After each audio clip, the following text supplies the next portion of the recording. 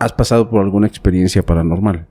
Sí, diversa. A lo largo, como te menciono, a lo largo de toda mi vida ha sido de vivencias paranormales, por así decirlo. Que para mí es lo más normal del mundo. Y eso empieza desde familia, porque pues mi abuelo es masón del rito de aquí de escocés, de la Gran Logia de la Ciudad de México. Y gracias a él pudimos tener una amplia, ¿cómo te puedo decir? Como que esa búsqueda individual que nosotros, cada quien de integrante de mi familia ha tenido, porque cada quien de nosotros ha sido distinto. O sea, no todos somos iguales, ni creemos en lo mismo. Entonces desde ahí tenían esa apertura para la búsqueda. Esa libertad de poder buscar, de poder preguntar, de poder investigar. A diferencia de algunas familias que a lo mejor crecieron con un dogma, con una religión, que son más cerradas y pues les cuesta más trabajo salir, ahora sí que a responder sus preguntas, a investigar.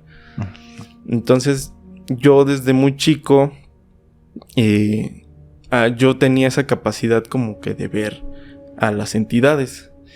Y yo me acuerdo mucho, que yo tenía un muñeco. Un muñeco, como en ese tiempo era de Megablox, era un dragón. Ajá. Un dragón. Y tenía como pelito de animal. Entonces, yo me acuerdo que yo siempre estaba con ese muñeco. Siempre. No me le despegaba, era como que estaba feo. O sea, era un muñeco feo, porque la verdad era un muñeco feo. Pero yo siempre lo tenía conmigo. Y me acuerdo una ocasión que yo guardé mis juguetes abajo de mi cama. Los guardé, me fui a dormir y todo. Y en la madrugada, yo me acuerdo que eran como las 2, porque yo tenía un reloj en mi cuarto. Eran como las 2 de la madrugada. Me acuerdo que me empiezan a hablar. Una voz. Pero era una voz así escabrosa, fea. Me decía... Me llamo Christopher también, aparte de Isaac, me llamo Christopher. Me decía, Christopher, ven. Una voz fea. Una voz fea, o sea, y me hablaba, me decía que fuera. Y sonaba justamente abajo de mi cama. Entonces, yo me acuerdo que yo al muñeco yo lo encontraba en otros lugares. Pero pues como niño a uno no se le hace extraño, claro. ¿no? Es como, así se te da así como, yo lo dejé aquí, pero apareció del otro lado, ¿no? Pero pues al final de cuentas no se te hace como, no piensas en otra cosa. Entonces yo me acuerdo que mi mamá, porque yo me salía muy espantado cuando yo escuchaba esa voz, yo me echaba a correr al cuarto de mi mamá que estaba al lado y le decía, oye, es que me está hablando una voz. Mi mamá iba, revisaba y no había nadie. Entonces yo me acuerdo en una ocasión que mi juguete ya no lo encontré. Y yo le pregunto a mi mamá, ya un poquito más grande, porque pues yo tomé como que lo perdí yo. Le digo, oye, ¿qué pasó con este muñeco del dragón? Y ella me dice, bueno, te voy a decir, es que no te lo decía porque estaba muy chiquito, porque te ibas a espantar. Pero te voy a decir la verdad. Dice, yo a ese muñeco yo lo vi moverse. No manches, en serio. Entonces ella, en su afán de proteger, yo creo, porque las mamás son así. Claro. No les importa, yo creo que se tragan el miedo y dice que lo agarró, lo aventó en una bolsa porque ella vio que se movió, pero no lo hizo en el momento. Se esperó, se espantó, porque sí se espantó. Se esperó un rato, como que lo capacitó, lo pensó, analizó, sí, lo analizó. Y ya agarra y en cuanto ya ve que llego yo, lo juego con él y todo, lo dejo ahí, me duermo. Ella dice que lo agarró en un bote de basura y lo fue a tirar ahí más lejano. Gracias a Dios no pasó como en otras historias que dicen que lo vuelven a encontrar ahí, ¿no? Sí. O sea, ya no lo volví a ver en mi vida. Pero ella decía que sí lo vio moverse. Que sí lo vio moverse, literal como Toy Story. Ok, como si fuese sí, así. O sea, sí moviéndose. Y yo siento, y ahorita lo que lo analiza, yo siento que el muñeco era el que me hablaba. Pero a raíz de eso también pasaba algo muy extraño, porque era un departamento. Entonces yo tenía en mi cuarto, como tenía un cuarto solo, soy hijo único, no tenía hermanos ni nada, yo luego me quedaba solo. Entonces yo me acuerdo que en la vista en la ventana que yo tenía en mi cuarto, daba hacia el estacionamiento del departamento. Sí. Entonces yo me acuerdo que siempre que me asomaba, veía un hombre de negro parado en una de las columnas de ahí del estacionamiento. Porque era cerrado, o sea. Yo luego me preguntaba a mamá, oye, ¿quién es ese señor? O sea, que siempre lo veo ahí. Y bueno, en esos departamentos no había vigilante. O sea, no había nadie. Entonces, yo decía, es que siempre veo a un señor ahí parado. Ya se asomaba y como que gracias. No, ya no veas la ventana. Y bueno, una vez que me dejaron solo y creo que empezó a llover. A mí me espantaba mucho escuchar la lluvia y más cuando estaba solo. Y más las tormentas, por así decirlo. Pues era un niño muy chiquito. Sí. Yo creo unos 5 años, más o menos. Entonces yo me quedé solo. Mi mamá, no me acuerdo, fue a un mandado y me dejó solo. Entonces yo me acuerdo que me salí del departamento porque estaba abierta la puerta. Me salí y me bajé. Me acuerdo que bajando al departamento me encuentro con el señor que yo veía. Y me acuerdo muy bien sus palabras. Me dice, niño, súbete. No puedes estar solo. Me iba subiendo y me encontré unas vecinas que vivían enfrente de mi departamento. Y ellas me conocían. Entonces me dijeron, oye, ¿qué haces solo? ¿Por qué te bajaste solo? Me dice, no, le dije, es que el señor me dijo que me subiera porque yo iba a ir a buscar a mi mamá. Porque yo quería ir a buscar a mi mamá. Porque yo me ponía muy mal si no estaba mi mamá. Y entonces me dijeron, no, ¿cuál señor? No, pues el que siempre está en el estacionamiento. ¿Pero quién? Y ya lo describí, ¿no? Pues un señor de negro, con barba. Dice, pero pues no hay nadie así, pero pues bueno, pues métete, ¿no? Y ya se esperaron, le dijeron a mamá. Y yo le conté a mi mamá, le dije, es que las vecinas le contaron a mamá que me bajé, pero que me subí y ellas me encontraron ahí y me metieron al departamento porque dijeron, no, pues está solo, ¿cómo vas? Entonces yo me acuerdo que le dije a mi mamá, es que el señor de negro me dijo que me subiera, que no me saliera. Me dijo, ¿quién? Y lo mismo, ¿no? O sea, ¿quién? Pues no hay nadie ahí. O sea, no conozco a algún vecino que tenga esas descripciones, ¿no? Mi mamá me dijo. Pero bueno, qué bueno que ya estás aquí. Entonces, yo por alguna razón siempre nos terminamos yendo de ahí. Y llego a la casa de mis abuelos. Por un problema que tuvimos ahí. Entonces nos tuvimos que ir a vivir con mis abuelos y con mis primos y todo, porque ellos vivían juntos. Y en la casa de mis abuelos yo me acuerdo que era muy particular que se escuchaba en la pared cantos, pero como de arrullo. Pero eso era todo el tiempo. O sea, lo raro ahí es que era todo el tiempo. ¿De hombre o mujer? De mujer. Órale. O sea, y es que no era, por ejemplo, era en el día, era en la tarde y era en la noche. Y yo me acuerdo que ponía me recargaba en la pared, ponía el oído y se escuchaba. Entonces, en esa casa, mi mamá ya tiempo después, porque mi mamá tiene el don de medium, por así decirlo, de canalizar espíritus y de verlos. En ese tiempo, me cuentan mis familiares que mi mamá tuvo una posesión cuando era chica, a raíz de que fue al Molino de las Flores. No sé si ubiques dónde es. No. Bueno, es como un tipo desierto de los Leones. Más o menos. Ah, ok, sí. Entonces, ella fue en una excursión y dice que sintió así como que vibración así en su cuerpo y de repente, pues, es como que se fue. Entonces, dice, cuando despierta, ya pensaron que se había desmayado y todo. Llegan a su casa, a la casa de mis abuelos, y ella va al baño y se ve al espejo y dice que ve una calavera. Que literal, o sea, ella no ve su reflejo, ella ve una calavera. Entonces ella cuenta que a raíz de eso ella tenía mucho rechazo por si le daba la luz del sol. Ella siempre tenía su cuarto oscuro, tenía mucho rechazo por las figuras religiosas, porque en ese tiempo, a pesar de que mi abuelo tenía estaba en la escuela de misticismo de los masones, teníamos un Cristo, o sea, común. O sea, a mi abuela le gustaba mucho porque mi abuela en ese caso sí era más de ir a la iglesia. O sea, mi abuela sí. Mi abuelo no, pero pues no era tan así como que cerrada como para decirle a mi abuelo que no hiciera sus cosas, ¿no? Entonces yo me acuerdo, me cuenta mi mamá que ella a partir de eso empezó a deprimirse. y tuvo un intento de desvivirse. Se quiso desvivir ahí en la casa. Entonces ella cuenta que cuando está en el trance de que ya se está yendo, porque ella dice, no, yo sentí que sí me iba a morir. Se puso todo oscuro, era la misma casa, pero yo lo veía en penumbra, y dice que vio la muerte. O sea, ella vio la muerte parada ahí.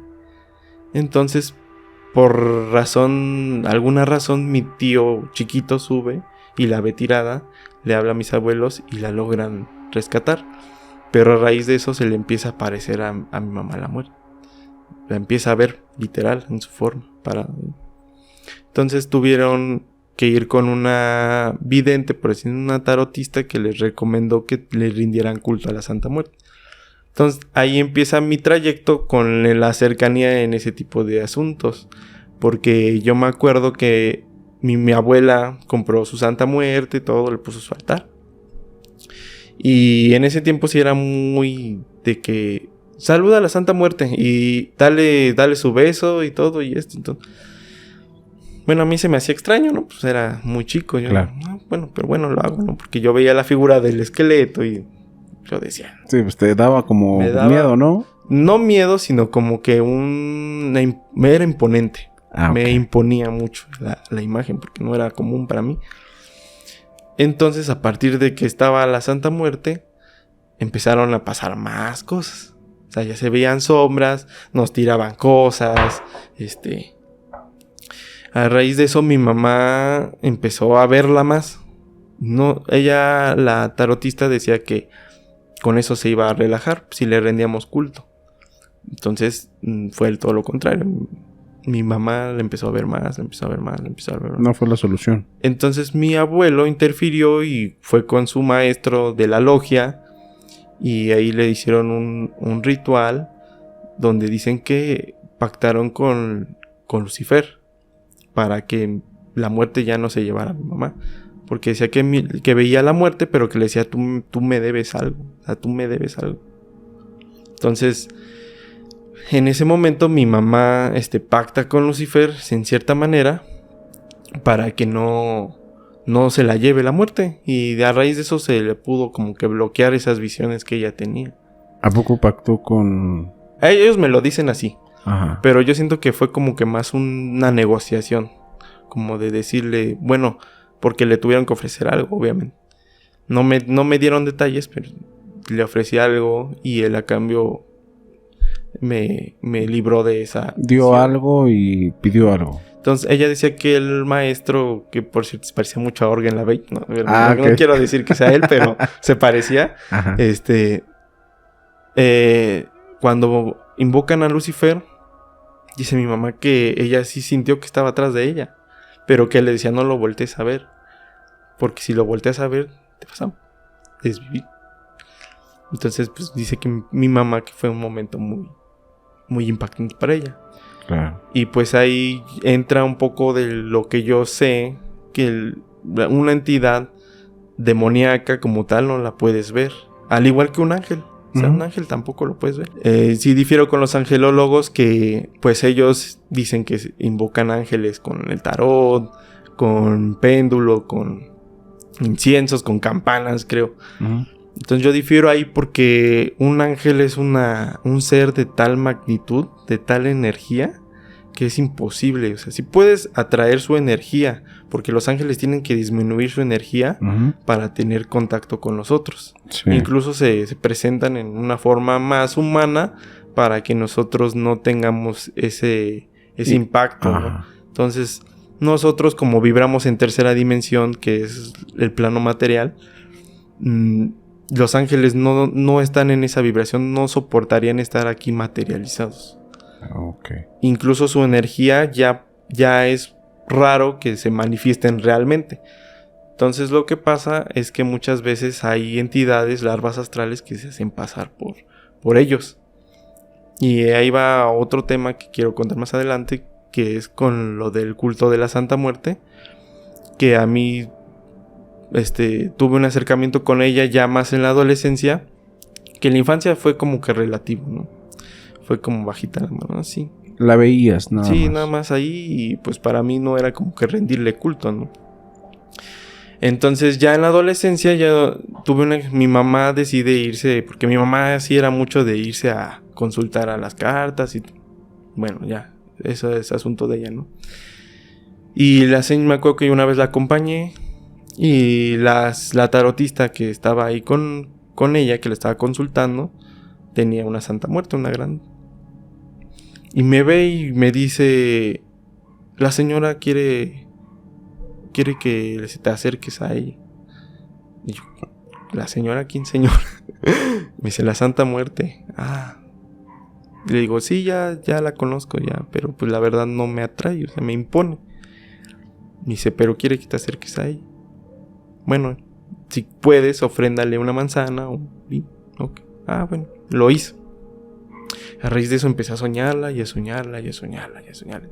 Hasta que regresé, me dice, pues quiere que a lo mejor le rindas un culto, porque a lo mejor te quiere salvar de algo. No sé bien qué, pero te quiere a lo mejor ayudar en algo, porque es lo que muchas veces pasa, ¿no? La Santa Muerte busca a las personas muchas veces. Entonces ya le empiezo yo a rendir culto porque compro una imagen, todo pongo al principio, pues sí se me hizo como que extraño, pero lo hice. Entonces doy con una persona que es creyente de la Santa Muerte, pero tiene una visión muy distinta de lo que la mayoría de cultos lo manifiestan. ¿En qué aspecto? Que él sí tenía la idea clara de que la Santa Muerte no era lo que decían, de que castigaba, que era reconro. Porque en primera, una entidad energética no puede tener sentimientos humanos. No puede tener celo, no puede tener ira, no puede tener tristeza. O sea, no puede. Entonces él decía, lo que pasa es que muchas veces cuando compran las imágenes no las preparan para la energía de la Santa Muerte. Y a mí me explicó cómo hacer el ritual para que el bulto fuera únicamente y exclusivo para la energía de la Santa Muerte. Uh-huh. Porque él decía que había larvas astrales, que es lo que pasa muchas veces en las iglesias con las imágenes, que hay leyendas de que se mueven y que pasa eso. Que las larvas astrales o entidades del bajo astral, incluso seres descarnados que rondan por las casas, como explicaba hace rato, pues no estamos solos en nuestro lugar, por así decirlo. Siempre va a haber otras entidades que están en otra dimensión, que aunque no las veamos, están ahí. Entonces muchas veces esas entidades claramente se alimentan de energía, porque están muy apegadas a este plano. Entonces se alimentan de la energía, de nuestros sentimientos. Entonces lo que hacen ellos es que se impregnan su energía en el bulto. Pero es como eso pasa cuando llegas y la pones. Y ya de ahí le empiezas a pedir y a pedir y a pedir. Tú no sabes a qué le estás pidiendo.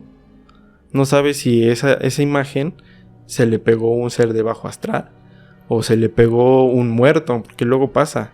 Luego no son los demonios como dicen, luego son muertos. La mayoría de veces son muertos, pero que están tan en una energía tan caótica, tan oscura debido a cómo llevaron su vida ellos en base a sus pasiones, que su energía se hace un poco más oscura, más caótica, a pesar de que fueron seres humanos como todos nosotros, ¿no?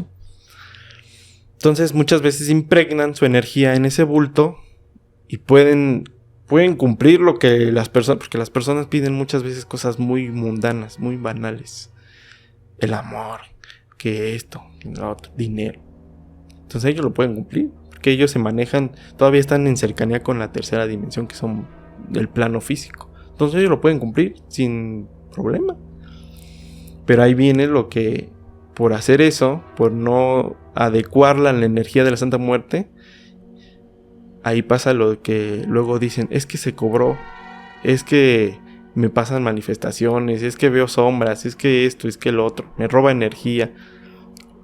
Ahí pasa eso, porque esas energías van consumiendo la energía de esas personas. Ok, entonces tú crees que cuando suceden lo que son las posesiones, las situaciones donde ven entidades feas, no es precisamente la imagen. No es la entidad como tal, porque a mí me decía, la vas a hacer un baño de hierbas, que es ruda, espantamuerto, después la purificas con algún saumerio pues lo vas a poner tu mano derecha en el corazón y tu mano izquierda encima del bulto y la vas a llamar. Santa Muerte, yo te amo. Santa Muerte, yo te amo. 3 veces.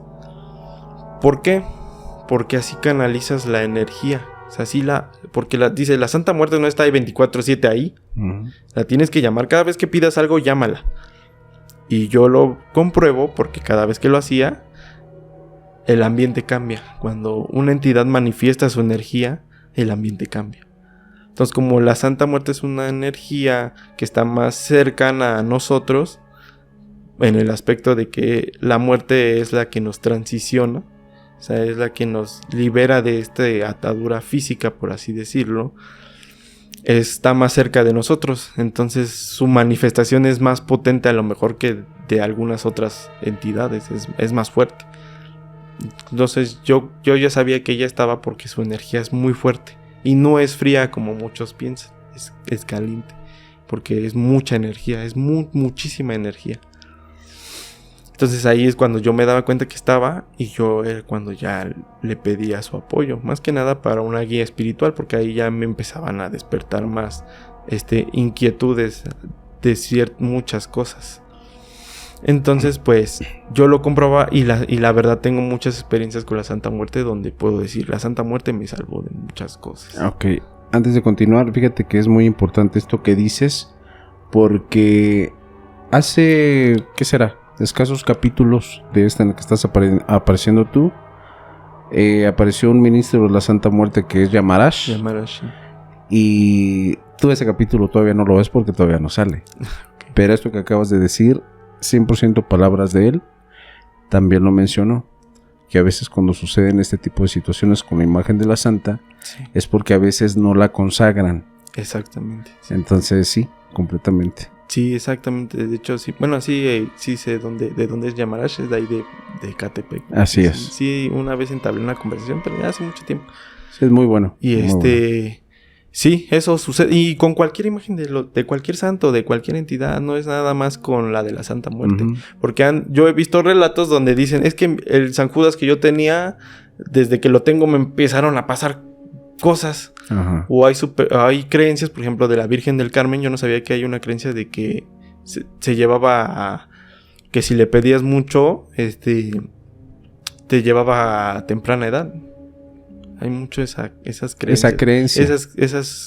Esas creencias que en otros santos que no nada más es la Santa Muerte la que la que se cobra es por la falta de conocimiento a lo mejor o de guía. De no saber que es importante consagrar para esa energía esa imagen. Claro. Porque es la manera en que la energía de la Santa Muerte se va a canalizar a este plano. O sea, no significa que el bulto sea la Santa Muerte, sino que tú la vas a llamar la energía, como le dicen los mediums, las vas a bajar para que esté en contacto con este plano y tenga más contacto con nosotros. Sí, de hecho tiene sentido. Fíjate que hace un tiempo recibí una historia de una persona que, bueno, incluso me mandó fotografías. Me enseñó una piedra. Uh-huh. Era una piedra. Y me dice, esta es mi Santa Muerte. Sí. Y yo le decía, pues, ¿cómo? Uh-huh. Dice, sí, es que yo la llamo y aquí se manifiesta. Entonces tiene sentido esto que comentas de que... Sí, es lo que pasa mucho. Incluso la santería, el palo mayombe, tiene muy consciente eso, de que el Eleguá, por así decirlo, uh-huh, el que manejan el Eleguá, la deidad del Eleguá, ellos en realidad no es la figura con carita, con caracoles, ¿no? Uh-huh. Esa no es la real. La real, la de tradición, es una piedra, que ellos le dicen Otá. Le dicen Otá, es la piedra, es el Eleguá, es un Eleguá. Entonces ellos tienen claro de que la deidad, bueno, para ellos es un tienen una cierta, tiene una historia del por qué es una piedra, pero al final todo va a lo mismo. O sea, la energía no necesita una representación como tal para manifestarse. Pero bueno, ya en la santería ellos tienen otro tipo de creencia, tienen su historia del por qué es una piedra, pero al final todo va a lo mismo. La santería, el palo son religiones animistas, que para ellos todo tiene vida. Los palos, las plantas, las piedras. Por eso se puede decir que son chamánicas. Porque para ellos todo tiene vida. Todo tiene un alma, un espíritu. Así como nosotros. ¿Hasta una piedra? Hasta una piedra tiene su espíritu. Oh. Entonces, en el palo, porque yo en santería sí conozco, pero no tanto. Pero por lo que sé, en el palo, en las prendas, en las engangas, que es la materialización donde ellos, es el misterio donde ellos ponen el espíritu de los muertos con el que ellos trabajan, junto con otros artículos que son palos, piedras, hierbas, plantas. Entonces para ellos cada cosa que ponen ahí tiene vida. De hecho para ellos la prenda, la ganga, es un microuniverso. O sea, es la representación del universo en mini. O sea, para ellos todo lo que ponen ahí es vida y es muerte. O sea, lo representan. Vida y muerte. Porque también, bueno, hay misterios que no se pueden revelar, pero claro, también hay cosas que tienen vida. Incluso cuando se hace, muchos santeros, muchos paleros no lo dicen y no lo explican así. Es muy raro el que lo explique así, pero yo con porque para eso yo tuve un acercamiento en la adolescencia después de la Santa Muerte con el palo mayombe. Conocí a mi padrino, que da la casualidad que también tiene conocimientos en otras cosas, en esoterismo, en ocultismo, en masonería, en rosacrucismo, en cábala. Él también es una persona que va en búsqueda de y no se conforma con una sola cosa. Pero sin en cambio su rama fuerte era el palo mayombe, que el palo mayombe tiene diferentes ramas y la rama que manejábamos era la quimbisa. Y la quimbisa da un poco más de libertad de mezclar más cosas, que también ha sido perjudicial porque muchos estafadores se agarran de ahí de decir, no, pues esto es así, pero porque yo soy quimbisa y por eso lo puedo mezclar. No, mi padrino sí podía saber de muchas cosas, pero no las juntaba, por así decirlo. Él tenía su espacio para sus muertos, su prenda. Él tenía su espacio para otras, por la Santa Muerte. Tenía su espacio ahí, y para sus otras prácticas ocultistas tenía otro espacio, porque a pesar son diferentes vibraciones, son diferentes energías. De hecho, incluso creo que en el palo no ven como una imagen buena la Santa Muerte.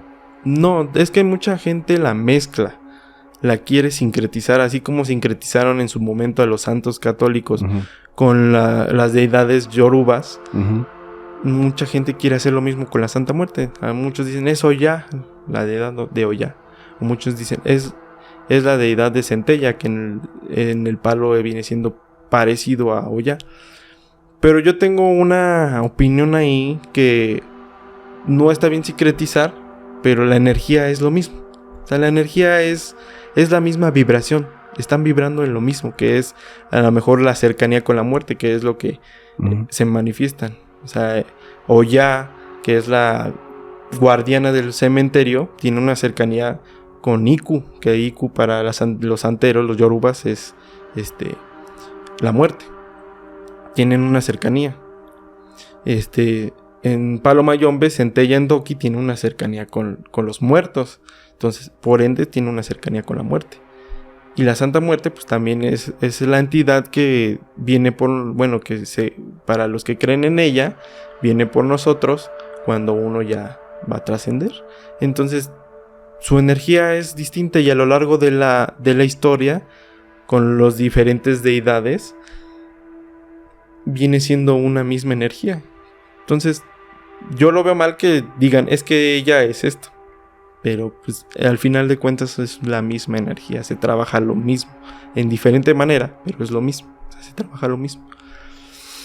Entonces, yo a raíz de eso me acerqué con él, me empezó a explicar diversas cosas, y él me explicaba mucho porque yo tenía conflicto con el desvivir animales. Yo tenía ese conflicto, y dices, ¿por qué? O sea, ¿por qué no? O sea, ¿quién eres tú para quitarle su vida, ¿no? Entonces, él me explicó, me dice, los animales tienen un alma, Son seres elementales, al final de cuentas, coexisten con nosotros, por ende tienen un alma.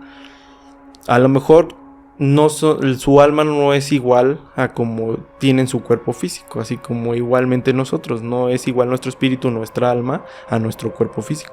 Entonces ellos tienen una misión en este mundo, porque cada uno de nosotros tenemos un objetivo en este mundo y un proceso, porque cada persona tiene un proceso. Entonces, los animales igual, ellos están en un proceso evolutivo y ellos así también van generando, por así, energía para poder evolucionar. Entonces él me decía, cuando vayamos a desvivir un animal, se le tiene que pedir permiso, se tiene que hablar con él y a su alma. Y a mí, yo lo pude experimentar que sí es verdad. Más que nada porque una vez yo me acuerdo, voy a ser un poco explícito, no tanto, pero era un trabajo que teníamos que desvivir una gallina de diferentes miembros. No nosotros directamente, pero sí el padrino. Entonces me dice, pídele permiso. Yo veía que la de las demás personas, los animales, pues sienten cuando les va a pasar algo, ¿no? Entonces su instinto animal lo siente. Entonces estaban alborotadas, se les escapaban de la mano. Se les escapaban y yo agarro mi gallín, mi animal, me lo pongo en la cabeza, así enfrente a mí, y le digo, te agradezco porque vas a dar, por lo que vas a hacer por mí. Porque me vas a ayudar a que yo pueda salir de este problema dando una energía tan potente que es tu vida. Te agradezco y pido a Dios, pido al universo, que te ayuden a evolucionar. No me vas a creer, pero en ese momento la gallina se quedó quieta. Y al momento de que la desvivieron, no puso resistencia alguna.